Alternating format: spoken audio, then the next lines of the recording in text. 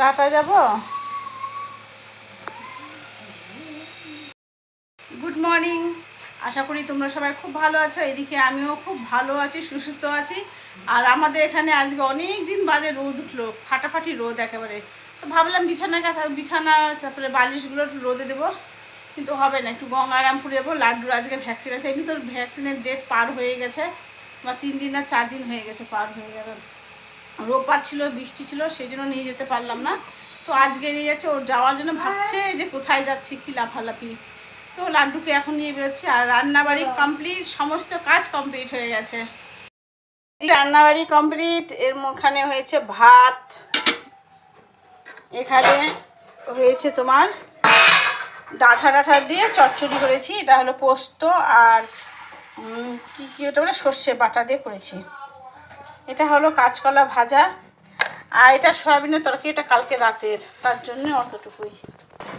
আর এইদিকে ফুটছে আমার ঝোল, ট্যাংরা মাছের ঝোল। তো ঝোলটাও কমপ্লিট হয়ে গেছে। আর লাড্ডু বুঝতে পারছে যাচ্ছি, কি শুরু করেছে একদম লাফানো, লেজ নাড়ানো। আর লাড্ডুর সকালের লাড্ডুর ব্রেকফাস্ট হবে। কয়টা দিলি? 10টা 11টা দিবি। তো জল আর বিস্কুট দিয়ে খাবে এখন। এই তো সব মাস্কটাও নিয়ে নিলাম, লাড্ডুর মাস্কটা ওই কামড়াই যে সবাইকে, তার জন্য। আর এটা তোর সব রেডি, ওর বেল্টও রেডি, শুধু দীপক আসার অপেক্ষা। দীপক আসলে বেরিয়ে পড়বো। আর এদিকে মেশিনে সব ঠিকঠাক করে রাখা হয়েছে। আমি আগে লাড্ডুর ওখান থেকে আসার পরে মেশিনটা একটু চালাবো, একটু দরকার আছে, মানে অল্প 2-3 মিনিটের দরকার শুধু। আর এইদিকে তোমার এই যে আমার ওষুধপত্র ঠিক করেছে, আর ব্যাগ আমার গোছানো কমপ্লিট, কারণ কাল চলে যাব তার জন্য। তো এইদিকে তোমার ব্যাগ বলতে জামা কাপড়গুলো না হয়তো রাত্রেবেলা ঢুকিয়ে নেব, আজকে আর ঢুকাবো না এখন। আর এটা তো কি জম ভার, আমি এটা কি করে যে নিয়ে যাব, টানাই যাচ্ছে না। এর মধ্যে রয়েছে তোমার চাল, আমার মেয়ে আবার বাড়ির চালটাই খেতে পারে, ওখানে চাল কিনে আমরা খেতে পারে না, ভালো লাগে না। তো আমাদের এখানে চাল সত্যি খুব টেস্টি। তো এই চালের ব্যাগটা যে কী করে নিয়ে যাব ওটাই ভাবছি। সকাল সকালই আমার তারা মা শিব বাবার পুজো কমপ্লিট, ফুল দিয়ে একদম ঢেকে রেখেছি, এত গাছে ফুল হচ্ছে এখন। চলে এলাম লাড্ডুকে নিয়ে, আর এখন হবে ভ্যাকসিন হয়ে যাবে। আর এখানে আরও দেখছে তো সব লাড্ডু নতুন কুকুর কি শুরু করেছে ভ্যাক ভ্যাক করে।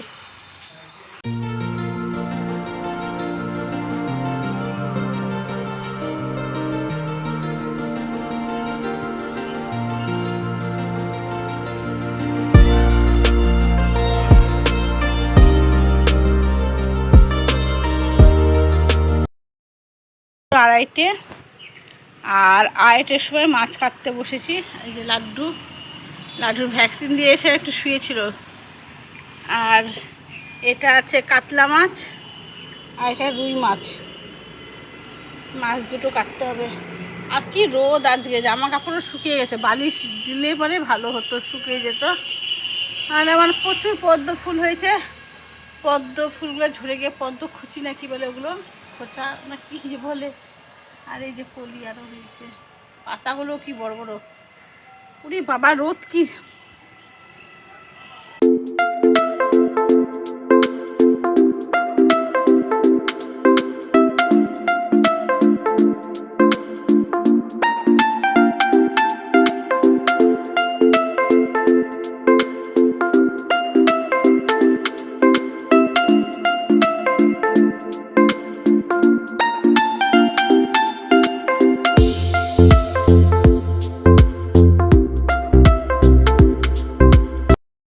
রসবড়া ক্ষীরের।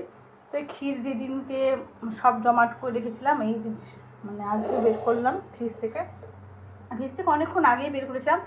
আর এখানে মিষ্টির সেরা করে রেখেছিলাম, চিনির সেরা করে রেখেছি। এখানে সব রসগুলো ডুবিয়ে দেবো। তো একটু ঠান্ডা হতে দিয়েছি।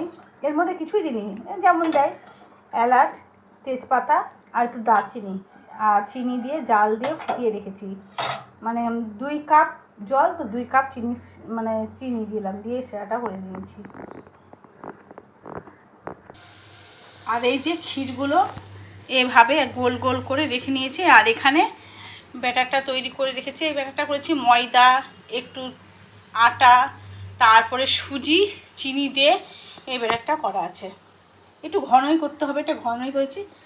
আর এই যে দেখো কি সুন্দর, মানে কি বলবো, তেল পিঠে যেমন টপা টপা টাইপের হয় না ফুলে, এরকম ফুলে গেছে। কিন্তু আবার ঠান্ডা হয়ে গেলে ফুলাগুলো কমে যাবে। দিয়ে এটা রসে দেবো। এমনিও ভাজা খেতে খুব টেস্টি হয়, তো ইচ্ছে হলো এখন রস বড়া করি। অনেক দিন থেকে আমি না একেবারে সব কিছুই করি না, একটু একটু করে মানে জোগাড় করে করে রাখি। একেবারে তো করতে গেলে বিরক্ত লাগে। আর তেলের মধ্যে দিয়েছি আমি কিন্তু ঘি, এখানে সাদা তেল আছে, তার মধ্যে দিয়েছি ঘি। এটা খুব সুন্দর সেন্ট বেরোয় তো, তার জন্য।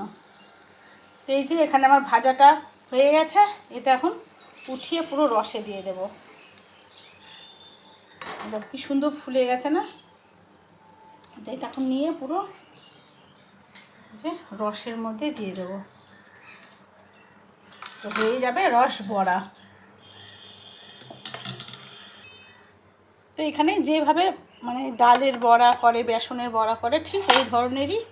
এই তো ডুবিয়ে নিলাম, নিয়ে ব্যাস এইভাবে ছেড়ে দিচ্ছি। তো টাইম লাগে না বেশি, আগে ক্ষীর করতে যা টাইম। এখন বাজে রাত্রি 8টা, পুরো 8টার সময় যাব একটু গঙ্গারামপুরে তোমার ট্রলি নেওয়ার জন্য, যা রিচার জন্য নেবো। ওই ট্রলিটা নিতেই যাচ্ছিলাম।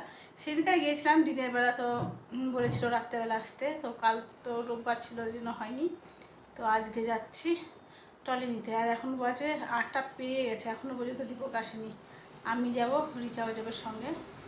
তো টুকিটাকি আর একজনা রাজা আমার ঘুমোচ্ছে, রান্নাবাড়ি কিছুই করিনি, ওখান থেকে এসে হয়তো রান্নাবাড়ি করবো। আর চোখে শুধু ঘুম ঘুম লাগছে এখন এই সময়। তো সন্ধ্যে টন্ধে দিয়ে চলে এলাম। আর গোকুল পিঠে, ওটা কিন্তু রস বড়া না, ওটা গোকুল পিঠে। তো গোকুল পিঠেটাও হয়ে গেছে, ঠান্ডা হলে ফ্রিজে রেখে দেবো। কেমন হয়েছে এই যে আমার গোকুল পিঠেটা? এটা রসে ডোবা, টাইম লাগে না, যা ক্ষীরের যা একটু টাইম লাগে। কি সুন্দর হয়েছে। তো এই তো, এটা ঠান্ডা হয়নি, গরমই আছে, একটু ঠান্ডা হলে ফ্রিজে রেখে দেবো, নাহলে এবার পিঁপড়ে ধরবে। এখন গরমের সময় তো পিঁপড়ে খুব।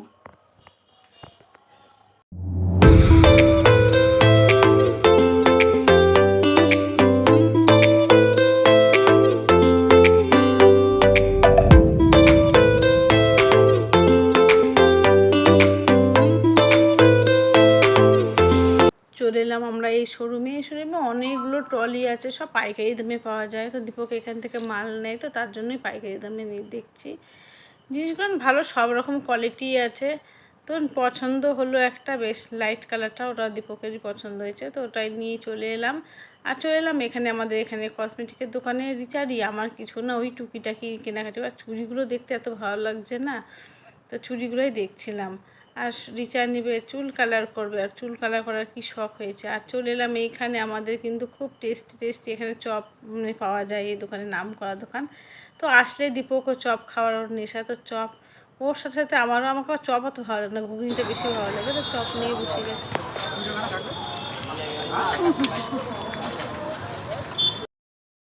শাড়িটা নিয়ে এলাম, তারপরে সাইজটা ঠিক আছে। ওটা না একদম এর আগে ছিল যেটা একদম কুচকে ছিল, এটা একটু বড়, এটাতে একটু সাইজটা ছোট হলে ভালো। তার কি শুরু করেছে অত্যাচার।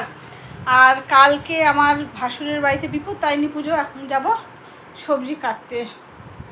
এখন কিন্তু বাজে পুরো রাত্রি 9:30টার সময়। এই তো মাত্র আমি এলাম, এসে রান্না বলতে রিচাকে বলেছি সেদ্ধ ভাত করার জন্য, ও তো রিচা রান্না বসিয়েছে। আর এইখানে বসে গেলাম আমিও। বেশিরভাগ মানে কি মানে অনেকই ভাগটাই আমার ভাসুরই কাটা বাছা করছে, খুব কাজের, কাটা বাছা করতে একদম এত সুন্দর করে কাটে। তো ওর সাথে সাথে আমিও বসলাম, আমার বেশি কাজ নেই। আর একদিকে এইদিকে হয়ে গেছে পুজোর জোগাড়, অনেকটা এগিয়ে রেখেছে আমার যা। কারণ কালকে লুচি টুচি হবে, তার জন্য গ্যাসটা সব ঠিকঠাক করা হয়েছে। কালকে ঠাকুরমশাই হয়তো 11টার সময় আসবে, সকাল থেকেই ব্যস্ততাটা পুজো পালি হলে যা হয়। এলাম সবজি কেটে, আর তোমার দীপককে খাবারও দেওয়া হয়ে গেছে, সব কমপ্লিট হয়ে গেছে। এখন লাড্ডু শুধু ব্যবস্থা করবো আর ঘুমিয়ে পড়বো।